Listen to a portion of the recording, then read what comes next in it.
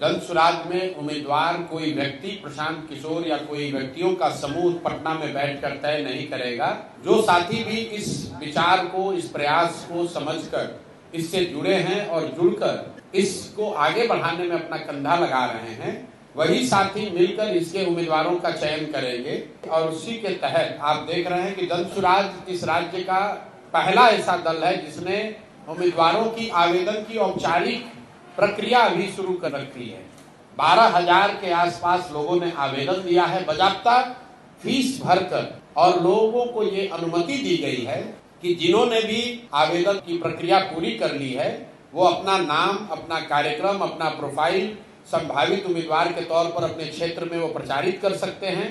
और अब जनसुराज की जो केंद्रीय चुनाव समिति है उस व्यवस्था के तहत अगले 4-5 महीनों में उन सभी साथियों का जो अपने आप को संभावित उम्मीदवार बता रहे हैं या जिन्होंने आवेदन दिया है उनका मूल्यांकन होगा। और जनसुराज से जुड़े हुए लोग, पदाधिकारी, साथीगण, इसके संस्थापक सदस्य, सब लोग मिलकर जिसके नाम पर मुहर लगाएंगे वही जनसुराज का उम्मीदवार होगा। उसमें कोई धन बल का प्रयोग नहीं, कोई अंडर द टेबल डीलिंग नहीं। जनसुराज में कोई आपको नहीं कह सकता है कि हमने पैसे के आधार पर टिकट ले गया या पैरवी से टिकट ले गया।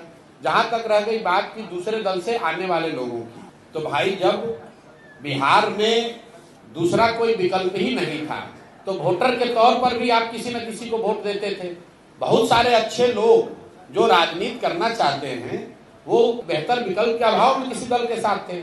अगर वो आज हम लोग के साथ जुड़ रहे हैं तो उस पर प्रतिबंध नहीं लग सकता है।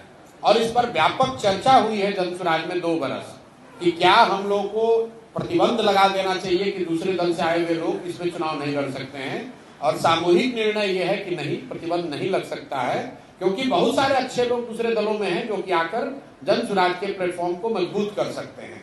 लेकिन जो बात मैंने कही है कि बिहार में कोई 1200-1250 परिवार के लोग ही पिछले 30-35 वर्ष में सांसद विधायक बने हैं, उसको ध्यान में रखते हुए ये तय किया गया है कि ज्यादातर कैंडिडेट जो चुनाव लड़ेंगे वो राजनीतिक पृष्ठभूमि वाले ऐसे लोग नहीं होंगे जो पहले से जिनके परिवार या उनके परिवार के सदस्यगण चुनाव लड़ते रहे हैं।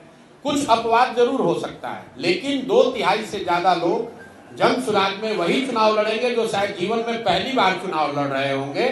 और ज्यादातर लोग ऐसे होंगे जिन्होंने कि शायद राजनीति ही अपनी पहली बार जीवन में शुरू की है। तो बहुत बड़ी संख्या में मोटे तौर पर नए राजनीतिक चेहरे आपको जनसुराज के टिकट पर चुनाव लड़ते हुए दिखेंगे।